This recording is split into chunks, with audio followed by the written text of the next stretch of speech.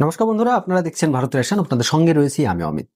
বন্ধুরা, Asia cup মানেই সারা বিশ্বের মধ্যে এমন একটা জমজমাট কাপ, ক্রিকেট দুনিয়াতে এইরকম আর নেই। হতে পারে ওয়ার্ল্ড কাপ সবচাইতে বড়, ক্রিকেট ইতিহাসে সবচাইতে বড় টুর্নামেন্ট, সেটা ওয়ার্ল্ড কাপ হতে পারে। কিন্তু এশিয়া কাপ হচ্ছে ড্রামাটিক্যাল দিক দিয়ে সবচাইতে জমজমাট, কারণ এশিয়া কাপের মধ্যে দুটো দেশ আছে যারা চিরশত্রু সমস্ত দিক দিয়ে, ভারত এবং পাকিস্তান। আরে এই ভারত পাকিস্তান আবারও এশিয়া কাপকে কিন্তু সেই জমজমাট করে রেখেছে। কেমন দেখুন, এর যে সিম্পল সিম্পল কিছু প্রবলেম পাকিস্তানি ক্রিকেটারদের এবং পাকিস্তানি প্লেয়ারদের হয়ে থাকে, সেই প্রবলেমগুলো আজকে তারা দেখাচ্ছে। দেখুন, প্রথমত অপারেশন সিন্দুর কেন হয়েছে আপনারা সকলেই জানেন, সেটা বারবার আলোচনা করেছি আপনাদের সঙ্গে, আপনারাও জানেন, নিউজ মিডিয়াতে সবাই জানে। এই অপারেশন সিন্দুরকে ট্রিবিউট দেওয়ার জন্য, এক কথায় বলা যেতে পারে, আমাদের যে সমস্ত সেনারা এই অপারেশন সিন্দুরের হয়ে লড়াই করেছে তাদেরকে ট্রিবিউট দেওয়ার জন্য সূর্য কুমার যাদব ভারত পাকিস্তান ম্যাচে পাকিস্তানি প্লেয়ারদের সঙ্গে কোনো সময়ের জন্য হাত মেলায়নি। মানে যে সিম্পল একটা যে রুলস ক্রিকেটে আছে, রুলস বলা যাবে না, এটা হচ্ছে একটা যে বলে না যে ক্রিকেট হচ্ছে জেন্টলম্যান গেম, তাই ক্রিকেটে এই সবগুলো করা উচিত নয়। তো আজকে সূর্যকুমার যাদব দেখিয়ে দিয়েছে, মানে আজকে বলবো না, কয়েকদিন আগেকার ঘটনা এটা, সূর্যকুমার যাদব দেখিয়ে দিয়েছে যে ভারত কি করতে পারে। আর এই জেন্টলম্যান গেম বলে যে সবসময় জেন্টলম্যান গেম খেলতে হবে এমনটা কিন্তু নয়। আমরা গেমকে, মানে আমরা ক্রিকেটকে সম্মান করি, তাই ক্রিকেট খেলতে এসেছি, না হলে কিন্তু পাকিস্তানের বিরুদ্ধে আমরা খেলতেই নামতাম না। প্রথমত এটাই। এইবার যেহেতু পাকিস্তানি আমাদের ভারতীয় সেনাদের উপর, ভারতীয় মানুষের উপর বেছে বেছে আঘাত করেছে, তাই তাদেরকে আমরা কোনোভাবে সম্মান করব না বা তাদের সঙ্গে আমরা হ্যান্ডশেক করব না। এটাই সূর্যকুমার যাদব করেছে। আর এতে পাকিস্তানের মিডিয়া থেকে শুরু করে, সাধারণ মানুষের থেকে শুরু করে, পাকিস্তানের প্লেয়ার এবং ক্রিকেট ইতিহাসের যত বড় বড় নাম রয়েছে তারা সবাই কিন্তু খেপে গিয়েছে। তারা সূর্যকুমার যাদবকে গালি দিতেও ছাড়েনি। আমরা যদি মোহাম্মদ ইউসুফের কথা বলি, তাহলে সে কিন্তু সূর্যকুমার যাদবকে শুয়োরে বাচ্চা বলেছে। আর আমরা এটা কিন্তু, দেখুন, এটা আমি এতদিন বলিনি আপনাদের কাছে, কারণ এই ধরনের কথা আমরা ছোটখাটো যে ইউটিউবার রয়েছে তারাও কিন্তু বলতে মানে একটু দ্বিধাবোধ করি, কারণ আমাদের কালচারের মধ্যে সেটা নেই। আমরা জানি যে পাকিস্তানের প্লেয়াররা কতটা শিক্ষিত, তাদের মেন্টালিটি কতটা ভালো, সেটা আমরা খুব ভালোভাবে বুঝতে পারছি। এই ধরনের বক্তৃতা বা এই ধরনের কথা যখন লাইভ মিডিয়া বা লাইভ টিভি চ্যানেলে এসে তারা বলতে পারে, তাহলে বুঝতে পারছেন যে কতটা খারাপ মেন্টালিটির মানুষ তারা। যাই হোক, সেগুলো আমি ছেড়ে দিলাম। ওদের এই যে, ওরা ভাবছে কি, ওরা ভাবছে যে আমরা ওয়ার্ল্ডে এমন একটা দেশ যারা ক্রিকেট না খেললে সারা বিশ্বে আর কেউ ক্রিকেট খেলবে না, এইরকম একটা ভাব নিচ্ছে।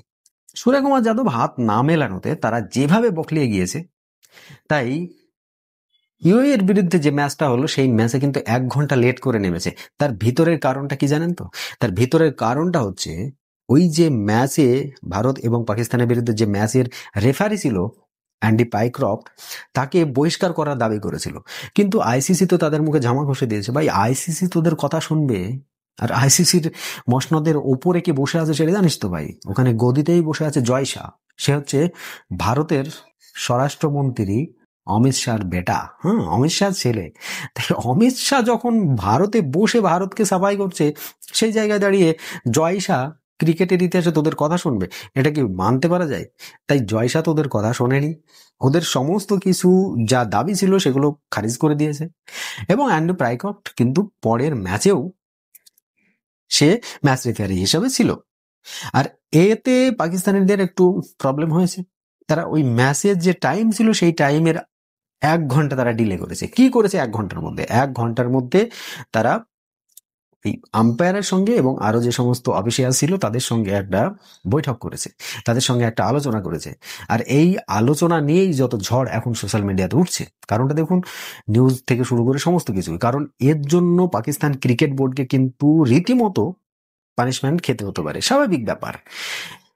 একটা অফিসিয়ালস যখনই থাকবে, সেখানে হতে পারে যে টিম পাকিস্তানের পিসিবির টিমের ক্যাপ্টেন, সেখানকার প্রধান কোচ, সেখানকার আর যে সমস্ত সাপোর্টিং স্টাফ রয়েছে, তারা থাকতে পারে ম্যাচ রেফারির সঙ্গে। কিন্তু আইসিসির কথা হচ্ছে যে মিডিয়া যে ম্যানেজার ছিল, সেই মিডিয়া ম্যানেজার ওখানে ভিতরে ছিল যেটা থাকা ইল্লিগাল, যেটা থাকা উচিত নয়। সেই বৈঠকে মিডিয়া ম্যানেজার শুধু ছিলই নয়, তার সঙ্গে ভিডিও করেছে সমগ্র বৈঠকের। আর এই মিডিয়া ম্যানেজারকে ঢুকতে না দেওয়ার জন্য তারা কিন্তু লেট করেছে। তারা বলছে যে আমরা যদি মিডিয়া ম্যানেজার আমাদের সঙ্গে না থাকে তাহলে পরে আমরা ইউএ এর বিরুদ্ধে খেলতে নামবো না মাঠে। মানে এক কথায় বলা যেতে পারে যে সূর্য কুমার যাদবের যে অপমান, সেটা তারা খুব ভালোভাবে নিয়েছে। তারা বুঝতে পারছে যে কি হলো, সারা বিশ্বে তাদের এই নাকটা কেটে সমান হয়ে গেল। আমরা কিন্তু সেটা দেখতে পাচ্ছি। পাকিস্তানের মুখ সারা বিশ্বে ক্রিকেট ইতিহাসে আর নেই। পাকিস্তানকে যেভাবে সম্মান করতো কি না করতো সেটা আলাদা ব্যাপার, কিন্তু এখন বর্তমানে পাকিস্তানকে এর কেউ এটা দিয়েও পোছে না। দেখ, এইরকম পরিস্থিতিতে এখন যেটা সামনে আসছে যে পাকিস্তান বড় সড়ো একটা ধাক্কায় পড়বে। কারণ পাকিস্তানের যে চেয়ারম্যান মহসিন নাকভি, সে কিন্তু এখন বর্তমানে এসিসি, এশিয়ান ক্রিকেট কাউন্সিলের সে কিন্তু চেয়ারম্যান। তো এশিয়ান ক্রিকেট কাউন্সিলের চেয়ারম্যান বলে সে নিজের ইচ্ছা মতো যা ইচ্ছা তাই করছে।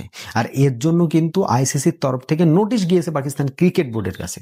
এসিসির যে চেয়ারম্যান, পাকিস্তান ক্রিকেট বোর্ডের যে চেয়ারম্যান, তার কাছে কিন্তু নোটিশ গিয়েছে। কি নোটিশ গিয়েছে? যে অফিসিয়াল যে কোনো আলোচনার মধ্যে মিডিয়া ম্যানেজার সে থাকবে কি কারণে, দ্বিতীয়ত সে থাকলেও সেটা ইল্লিগাল হওয়ার পরে সে আবার সেখানে ভিডিও পর্যন্ত করছে, আর সেই ভিডিও কিন্তু সে বাইরে শেয়ার করেছে। তাহলে বুঝুন যে প্রথমত তো ভুল করছে সেটা নয়, ভুল করে সেই ভুলটা আবার ঢাকঢোল পিটিয়ে চারিদিকে ছড়িয়ে বেড়াচ্ছে। আর এটাই আইসিসি বড় ইস্যু হয়ে দাঁড়িয়েছে। এখন দেখার বিষয় এটা যে আইসিসি পাকিস্তান ক্রিকেট বোর্ডকে কোন শাস্তিটা দেয়, আমরা তার অপেক্ষায় রয়েছি। আর অ্যান্ডি প্রাইক্রফট যে ম্যাচ রেফারি ছিল, সূর্যকুমার যাদবের হাত মেলানো না নিয়ে আর কি হ্যান্ডশেক করা না নিয়ে যে সে যা বলেছে যে সেটা সম্পূর্ণ ভারতীয় টিমের ওপর ডিপেন্ড করছে, সে সামনে যে প্রতিপক্ষ রয়েছে তাদের সঙ্গে কেমন ব্যবহার করবে। সে তাদেরকে গায়ে হাত দিয়ে মারতেও যায়নি, তার কথার যেটা আর কি ভঙ্গি, আমি সেটা আলোচনা আপনাদের সঙ্গে বলছি যে সে গায়ে হাত দিয়ে মারতেও যায়নি, সে কাউকে ধরতেও যায়নি, তার ইচ্ছে হয়নি, সে হাত মেলায়নি। তাতে তোমার যদি মনে হয় যে আমি অপমানিত হয়েছি, তাহলে সেটা সম্পূর্ণ তোমার উপর ডিপেন্ড করছে। দেখুন, আমারও মনে হয় ঠিকই বলেছে, ম্যাচ রেফারি এই ধরনেরই হওয়া উচিত। আর পাকিস্তানকে ম্যাচ রেফারিও যে একটা বড়সড় চামক দিয়ে দিল, সেটা কিন্তু বোঝা যাচ্ছে যে মহসিন নাকভি ভাবছে, সালা আমি এই এসিসির চেয়ারম্যান হয়েও এটা কিছু একটা করতে পারলাম না, সিম্পল একটা কিছু ছিঁড়তে পারলাম না। দেখুন, সূর্যকুমার যাদবকে যেভাবে গালাগালি করেছে, তারপরে তো আর এইসবগুলো কেউ সহ্য করবে না। আমাদের ভারতের তরফ থেকে নেক্সট ডে যখন সামনে, আপনারা সকলে জানেন যে রবিবারে ভারত এবং পাকিস্তানের যে সুপার ফোরের আবার কিন্তু ম্যাচ আছে, আর সেই ম্যাচে একটা কিন্তু বিরাট বড় ফয়সালা হতে চলেছে। আমরা বুঝতেই পারছি যে সেই ম্যাচটা কিন্তু মারাত্মক ম্যাচ হবে। শুধুমাত্র ক্রিকেটের যে মাঠে ম্যাচটা হবে তা নয়, সারা বিশ্বে এই ম্যাচটা হবে ভারত এবং পাকিস্তানের বিপক্ষে যারা রয়েছে আর কি, দুই দেশের ফ্যানের মধ্যে। এখন সূর্যকুমার যাদবকে কিন্তু আমাদের যে সমস্ত রিটায়ার্ড ক্রিকেটার রয়েছে তারাও কিন্তু সাপোর্ট করছে। তারা বলছে পাকিস্তান কোনোদিনই শিক্ষিত নয়। পাকিস্তানে যে সমস্ত ক্রিকেটাররা রয়েছে তারা রীতিমতো এই ধরনের কথা প্রথম থেকে বলে আসছে। 1983-তে বিশ্বকাপ জেতা প্লেয়ার মদনলাল, সে কিন্তু রীতিমতো মোহাম্মদ ইউসুফকে এক হাত দিয়ে দিয়েছেন। সে বলছে এই ধরনের ব্যবহার ওরা প্রথম থেকেই করে আসছে, ওরা শিক্ষিত নয়। একটা শিক্ষিত মানুষ হলে এই ধরনের কথা মুখে আসে না। আর আমরা এই ধরনের খারাপ কাজ যারা করে তাদেরকে আমরা প্রমোট করছি, স্বাভাবিক ব্যাপার। আমরা এইসব নিয়ে ভিডিও করছি, আমাদের মেইনস্ট্রিম মিডিয়াতে এগুলো আলোচনা হচ্ছে। তো তারা কি চায়? তারা তো এটাই চায়, তারা চায় যে আমরা সেলিব্রিটি হব। এই পাকিস্তান ক্রিকেটের যে সমস্ত রিটায়ার্ড প্লেয়ার যারা রয়েছে তারা টিভির পর্দাতে এসে কি করে? তাদের একটাই কাজ থেকে হয় পাকিস্তানের প্লেয়ারদের দুর্নাম করা, না হলে ভারতের বিরুদ্ধে দুর্নাম করা। দুটোই কাজ তাদের, এই দুটো কাজ ছাড়া আর কিছু কাজ নেই। কারণ তাদের কাছে তো বিশ্লেষণ করার কিছু নেই, তারা তো বিশ্লেষণের কিছু বোঝে না। কয়েকজন, গুটি কয়েক প্লেয়ার ছাড়া আমি দেখছি না, গুটি কয়েক বলাও ভুল হবে, 2 থেকে 1জন প্লেয়ার ছাড়া আর কেউ বিশ্লেষণ জিনিসটা বোঝে না, তাদের মধ্যে সেই সেন্সটাই নেই। তারা শুধু এইটা হলো সেইটা হলো, আমাদের প্লেয়ার এইটা করে না, আমাদের প্লেয়ার ওই করে না, বিরাট কোহলি এই করে, রোহিত শর্মা এই করে, অন্য দলের প্লেয়ার এই করে, কিন্তু আমাদের প্লেয়ার পারে না। তো এইটা নিয়ে তারা আলোচনা করে। ভাই, নিজেদের কোথায় ভুল হচ্ছে সেইটা ধরতে হবে। বিশ্লেষণ কাকে বলে? আমি এই জায়গায় কোন ভুলটা করলাম সেটা ধরিয়ে দাও। শুধুমাত্র এর উপরে কিচাড়, ওর উপরে কিচাড়, এটা নিয়ে ঝামেলা করাটাই ওটা হচ্ছে ওদের কাজ। আর এগুলো হচ্ছে অশিক্ষিতদের লক্ষণ আর কি। আমরা সোশ্যাল মিডিয়াতে যেমন ইউটিউবের যারা রয়েছে আর কি, তারাও এতটা খারাপ কথা বলি না যতটা ওরা মেন স্ট্রিম মিডিয়ায় বসে বলে আর কি। যাক বন্ধুরা, দেখুন, আমরা আগামী দিনে নজর রাখবো যে রবিবারের যে ম্যাচটা হচ্ছে সেই ম্যাচে পাকিস্তানকে কোন পানিশমেন্টটা দেয় এই আইসিসির তরফ থেকে। তো সেটার আমাদের নজর থাকবে সেটার উপর। আজকে আপনাদের কাছে ছোট্ট একটা কোশ্চেন করে যাব যে আগামী দিনে যে রবিবারে ভারত পাকিস্তানের যে ম্যাচটা হচ্ছে সেই ম্যাচে ভারত না পাকিস্তান কোন টিম জিতবে, আর যে টিম জিতবে কত রানে জিতবে, অবশ্যই সেটা কমেন্ট বক্সে লিখতে ভুলবেন না। আজকের মতো এই প্রতিবেদন এখানে সমাপ্ত করব। তার আগে আপনাদের বলে রাখি, প্লিজ আমার চ্যানেলটিকে আপনারা সাবস্ক্রাইব করে দিন। দেখুন, এই যে যাই হোক, কম বেশি খারাপ ভালো আপনাদের সামনে ভিডিও তো প্রেজেন্ট করি, আপনারা দেখবেন, ভিডিওটা ভালো লাগলে একটি লাইক করবেন, শেয়ার করে আরো বন্ধু মহলে পাঠাবেন। আর যদি ভালো না লাগে তাহলে ডিসলাইক করে দেবেন, কমেন্ট করবেন যে আমার কোন ভুলটা রয়েছে, কোন প্রবলেমটা রয়েছে, তাহলে তো আমি সেখান থেকে আরো ইমপ্রুভ করবো, আমি আরো শুধরাবো, তাই না?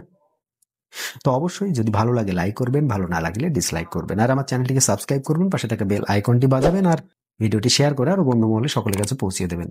আজকের মতো এই ছোট্ট প্রতিবেদন আমি এখানে সমাপ্ত করব। সকলে ভালো থাকবেন, সুস্থ থাকবেন। ধন্যবাদ।